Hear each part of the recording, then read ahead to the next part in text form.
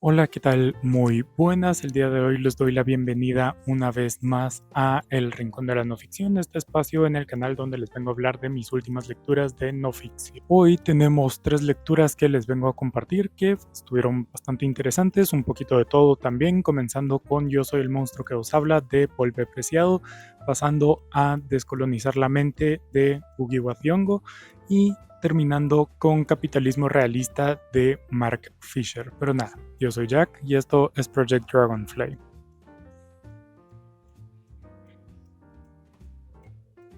Pero bueno, como siempre, todos estos videos son más una invitación a ustedes para que lean estos libros más que cualquier otra cosa. Entonces, pues eso, y aparte, pues siempre pueden suscribirse al canal si les interesa pues todo este tema de la no ficción. Pues esta es una sección recurrente en el canal, entonces si les gusta, pues pueden suscribirse. Pero bueno, comenzando de una vez, vamos a ir con Yo soy el monstruo que os habla de Paul B. Preciado. Este es un ensayo, realmente una transcripción de una charla que dio Paul B. Preciado a una grupo, un conglomerado de psicoanalistas en un como congreso de psicoanalistas de no sé, una cosa muy europea que suena como al siglo pasado, pero bueno, sobre la condición queer, sobre la condición específicamente trans y pues cómo esa experiencia trans choca y al mismo tiempo cómo se relaciona con la teoría psicoanalítica, ¿verdad? Entonces, pues ahí está. Entonces, pues de eso más o menos trata. Tengo que admitir 2 cosas. Una, que no estoy siendo responsable y este libro lo terminé a inicios de diciembre, sino es que en noviembre todavía del año pasado, entonces ha pasado mucho tiempo desde que lo leí, entonces hay muchas cosas que se me olvidaron. Segundo, que yo personalmente no soy muy fan de leer pues justamente esto, charlas y pláticas y como ternas o lo que sea, transcritas a un texto, porque pues obviamente la charla y todo eso está preparado para un público específico y con una como propósito en mente, entonces siento que sacándolo de ese contexto pierde mucho de valor y pues eso, entonces de por sí no me terminó de convencer la naturaleza específica del texto, no del contenido, sino del texto de Paul B. Preciado, aparte que no soy muy no sé mucho de psicoanálisis, entonces también culpa mía por haber elegido este texto porque, pues bueno, no tenía mucho por qué meterme ahí, pero pues eso, entonces ya iba un poco advertido. Bueno, toda la parte de psicoanalítica me las voy a estar saltando un poco entonces, pero cosas que me parecieron interesantes fue más o menos el tema de el género con el tema de la violencia, ¿verdad? Tenemos una Vivimos en una sociedad patriarcal donde eso significa más o menos que los hombres tenemos el dominio sobre la violencia, ¿verdad? Entonces, más de algo de lo que dice Paul B. Preciado es que la sociedad deje de lado el patriarcado o que llegue como a más igualdad de género o algo por el estilo, no significa forzosamente que tenga que ser una redistribución de la violencia, sino pues directamente el sacar la violencia tal vez de las dinámicas de poder sociales entre la gente, ¿verdad? No forzosamente tener que tener ese aspecto violento cuando nos relacionamos entre nosotros. Obviamente siempre entra el tema de poder y todo ese tipo de cosas y ahí podemos meternos a hablar de las minucias de si en el poder siempre hay violencia o no. Pero pues básicamente lo que dice Paul B. Preciado es que pues no significa redistribuir la violencia, sino directamente ir más allá de ella y simplemente y no depender. Eh, Otros aspectos que habla es el tema de el control social que se da a través de la heteronormatividad y cisnormatividad. No solo eso, sino tal vez el punto que quiero resaltar más o que me pareció más interesante de todo esto fue su condición de hombre trans. Y es que en el ser hombre trans hay un montón de como cuestiones muy extrañas en una sociedad patriarcal, porque pues al final de cuentas es como apropiarse del poder, digamos. Entonces hay muchas dinámicas muy extrañas porque obviamente están como rechazando el sexo débil, el género débil, para apropiarse del poder y todo eso, apropiarse del poder y de la violencia y lo que estábamos diciendo. Entonces, Paul B. Preciado dice que, pues sí, él podría haber simplemente asumido una identidad de género totalmente masculina y gozar de todos los privilegios y todos los beneficios que le traería haber asumido esa identidad, pero que decidió no hacerlo, porque pues al final de cuentas sentía que hacerlo sería traicionar su lucha, ¿verdad? Traicionar su condición queer, traicionar todo eso para solo adaptarse y quedarse como muy cómodo en una esquinita, así de como hasta cierto punto sumarse a las fuerzas opresoras, cosa que me pareció un tema bastante interesante y bastante también que se puede aplicar a muchas otras de las esferas de la vida social y que entran temas de poder y de opresión y de ese tipo de cosas, incluso yéndonos a cosas banales, por ejemplo, las artes y las artes en una sociedad utilitarista, ¿no? Como ahorita en YouTube hay muchísimo contenido y en redes sociales en general, muchísimo contenido de cómo ganarte la vida siendo artista, ¿verdad? Cómo hacer dinero siendo artista, cómo vender siendo artista. Cuando al mismo tiempo está bien, pero por otro lado es igual, al menos en mi opinión, o similar, esa traición a la lucha por reivindicar y por vivir en una sociedad más allá del utilitarismo, haciendo el paralelismo a pues vivir más allá de la violencia de género y la jerarquía de género de la que habla Paul B. Preciado. Entonces, pues sí, eh, como les digo, este lo leí tal vez hace demasiado tiempo y debería haber hecho este video antes, pero pues eso fueron más o menos las cosas que más me resaltaron y que se quedaron conmigo a lo largo de estos meses. Y aparte, pues lo que digo, ¿verdad? Psicoanálisis no es lo mío, entonces mucho se me fue porque se me fue. Entonces, pues eso, si tienen duda ustedes y lo que sea, vayan a leerlo y pues dejen abajo en los comentarios después así como, ajá, critíquenme. Pero bueno, eso fue Yo soy el monstruo que os habla y vamos a pasar a un texto que me pareció fascinante y fabuloso y me encantó, que fue Descolonizar la mente de Ngugi wa Thiong'o. Ngugi wa Thiong'o, escritor y pensador y de todo keniano, que me encanta, he leído un par de sus novelas y me fascina.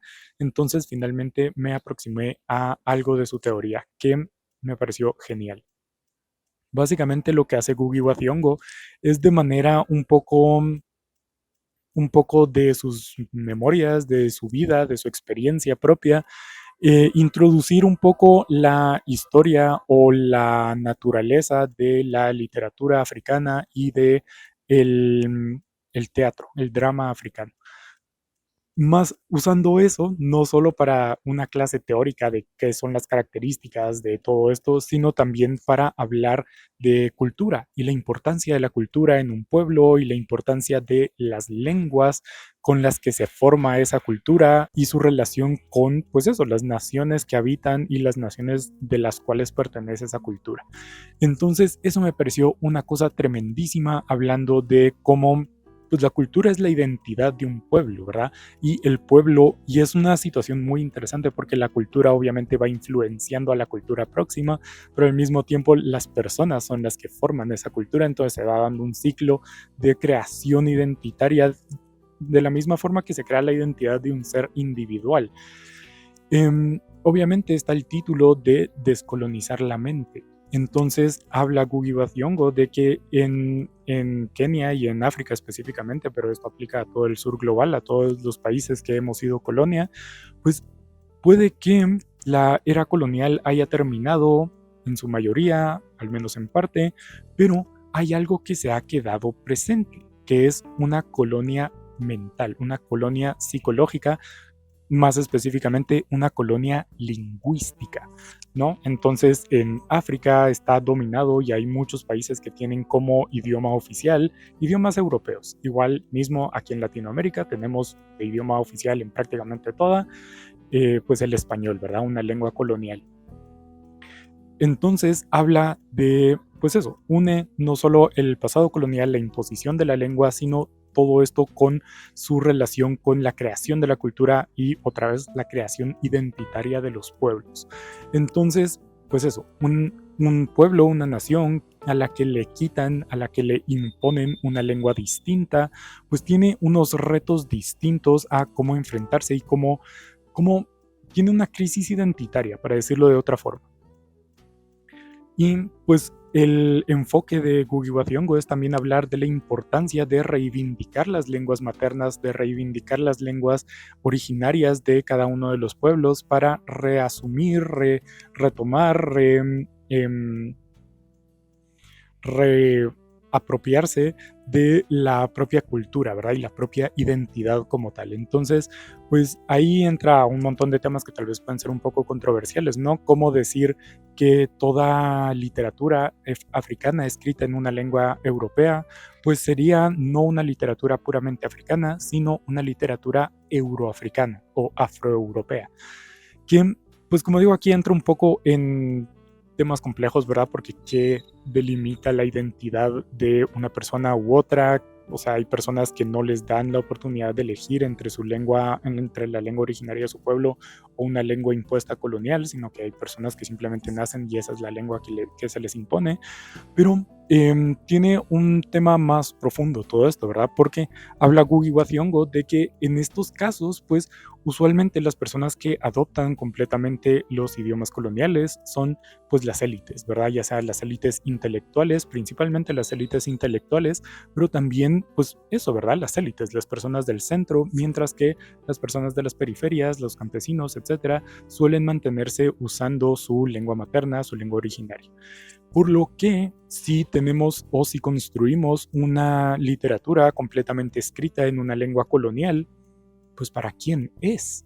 Y da un fenómeno muy interesante otra vez de crisis identitaria en la que se está formando una cultura que es identidad de un pueblo, pero a la que no tiene acceso y de la que no representa realmente al grueso de la población que supuestamente está reflejando. O sea, ¿para quién es un libro en Guatemala escrito en español cuando la mayor parte de personas no tiene como idioma materno el español? ¿Para quién es? ¿A quién está reflejando? ¿Qué identidad, qué cultura es? Por lo que, pues, habla de todo eso Ngugi wa Thiong'o. Aquí también recordé algo que menciona Carlos Guzmán Bockler en su ensayo de Revolución y de Colonia, no recuerdo el título, pero ya les hice un video sobre ese, que habla algo así de alienación cultural y alienación, digamos, intelectual, en la que, pues, cuando se llega a cierto punto, hay un desconecte directamente de qué personas pueden acceder a esa información y mismo para quién es y a quién está representando. Entonces, pues ahí, como digo, todo eso lo va dando con ejemplos propios. Ngugi wa Thiong'o comenzó su carrera literaria escribiendo en inglés y pues principalmente relacionándose con otras personas y específicamente cuando regresó a su pueblo natal y se encontró con muchas personas diciéndole, bueno, usted es profesor, usted es catedrático universitario, usted es una persona de todo eso, pues ayúdennos de clases en la escuela comunitaria, ayúdennos a hacer X o Y cosas. Y cuando él cede y acepta hacer todas estas cosas, se da cuenta de ese desfase, de esa alienación cultural que hay. Y pues en ese momento decide que su obra ya no va a ser escrita en inglés, sino que va a retomar su Kikuyu nativo, su Kikuyu materno. Entonces, pues, como digo, a través de todo eso va dando sus puntos de qué es lo que él considera que debería hacerse y pues de la necesidad directamente de reivindicar las lenguas de los pueblos originarios, reivindicar las lenguas originarias para al momento de la obra literaria, ¿verdad? De la creación literaria. Entonces, todo eso me pareció súper interesante. Eh, Después pasa también a otro tema que es la parte de la educación, ¿verdad? No solo yendo al tema de que la educación se tiene que impartir en la lengua materna de los estudiantes, o sea, eso sin debate alguno, pero también el qué se enseña, porque pues incluso en mi experiencia personal y pues en todo el sur global, lo primero que se nos enseña son lo de Occidente, ¿verdad? Son lo de Europa, es lo del norte global. Y Ngugi wa Thiong'o dice, no, así no puede ser. Tiene que ser primero lo local, porque eso es lo importante. Ahí vivimos, esas personas somos, y después irnos ampliando a otras cosas similares. Entonces, primero, en el caso de Ngugi wa Thiong'o, lo Kikuyu, después lo keniano, después lo África del Este, después lo África en general, después el sur global y después el norte. Porque de esa forma pues va creciendo. Primero que nada, la persona conoce su entorno y conoce pues todo eso, conoce su identidad, conoce cómo funciona el mundo que le rodea, y después tiene otras personas que han vivido una experiencia similar para pues seguir expandiendo su conocimiento hasta después llegar a lo más alejado, ¿verdad? Porque es que directamente es una cuestión de cercanías, de proximidades y lejanías, hablando primero que nada de geografía pura. O sea, no veo por qué una persona viviendo en Latinoamérica tiene que ponerle tanta importancia a algo europeo cuando está a un océano de distancia. Y no solo eso, sino también de distancia en cuanto a la historia, ¿verdad? Historia compartida es otra cosa muy, muy, muy lejana. Entonces, pues eso y muchísimo más habla Ngugi wa Thiong'o en su Descolonizar la mente. Entonces, si tienen la oportunidad, léanlo porque es una cosa tremendísima, es un libro maravilloso. Y el último que les vengo a comentar es Realismo Capitalista de Mark Fisher. Este es un ensayo un poco disperso, pero muy interesante, que sale de la premisa de que, pues que con el fin de la Guerra Fría y todo ese tipo de cosas, llegamos a lo que muchas personas consideraron en su momento el fin de la historia y el fin de la historia política, digamos, que a partir de ese momento ya quedaba claro que el capitalismo, el neoliberalismo había ganado y ya no hay nada más, ¿verdad? Ya quedó que ese es el sistema político que ganó, ese es el sistema político que tenemos y ese es el sistema político que vamos a tener. Entonces, implantando así la idea de que, primero que nada, no hay una alternativa política viable, eso lo podemos ver bastante directamente en nuestros países democráticos y libres, como realmente no hay una opción distinta, directamente hablando de acción directa, política, de votar y todo eso, ¿verdad? No política en su acepción más general.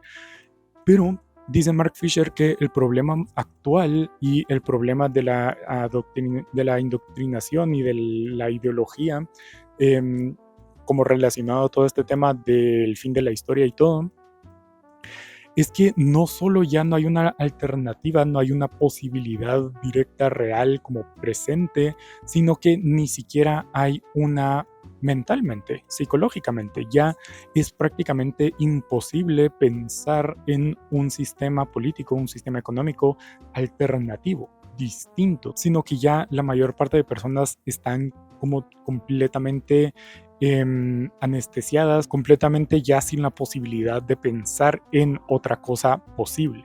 Y pues a partir de ahí Fisher va hablando de un montón de cosas distintas relacionadas con todo eso, entre ellas hablando de que pues eso obviamente no es cierto, ¿verdad? Aquí llama la cita tan famosa de Úrsula K. Le Guin, ¿verdad? El fin del capitalismo se ve como una cosa imposible, pero de la misma forma se veía la caída del poder divino de los reyes, o algo por el estilo de la cita. Entonces que pues sí, que eso no es del todo, que eso no es real directamente, y que también pues las alternativas que se pueden crear pueden venir directamente de abajo para arriba, no esperar que haya una representación política como en forma de un partido y todo eso. Pero también habla un poco de las consecuencias más individuales que tiene todo este tipo de cosas, ¿verdad? Porque pues entra a lo que estamos viviendo actualmente, de las epidemias de tristeza, ¿verdad? La depresión siendo la enfermedad del siglo XXI y la enfermedad del capitalismo tardío en general, y de cómo pues básicamente en buena parte es consecuencia de eso, ¿no? De no tener, de saber que estás sufriendo y saber que las circunstancias no son buenas, no se dan para que te desarrolles y para que seas feliz y etcétera, etcétera, y ser totalmente incapaz de conceptualizar siquiera en tu mente algo distinto, una salida, sino que es una imposibilidad completa y simplemente se espera a un golpe de suerte, algo que cambie las cosas personalmente, individualmente, nunca colectiva, nunca socialmente. Entonces, Eso como un poquito también entra a muchas cosas de cultura popular y de no sé qué y no sé cuánto. Honestamente no me recuerdo de mayor cosa, pero pues el centro siempre o el punto más importante del ensayo de Fisher siempre ha sido este tema o el concepto de realismo capitalista y pues las consecuencias y que directamente no es real. Entonces, otra vez, vayan a leer este libro si no quedan satisfechos con lo que les estoy diciendo, porque es que me disculpo, tuve que haber grabado este video antes y no dejarlo tan para atrás, pero pues eso. Entonces, eso más o menos también fue realismo capitalista. Como digo, lean estos 3 libros, los tres valen mucho la pena, se los prometo. Entonces, pues sí, eso fue el video de hoy. Eso es más o menos lo que más se me quedó de estos 3 libros y pues obviamente es lo que llevo conmigo y pues al final de cuentas representa eso, ¿verdad? Lo que se queda conmigo y lo que me va a ayudar como teóricamente en mi comprender del mundo, lo que sea. Entonces, pues eso. Ya no sé ni qué estoy diciendo, pueden seguirme en mis redes sociales, Instagram, Goodreads, para estar pendientes de lo que leo, los próximos ensayos que he estado leyendo, todo lo que he leído a partir de ese momento hasta ahora. Pero nada, estoy pero nada, nos vemos en la siguiente.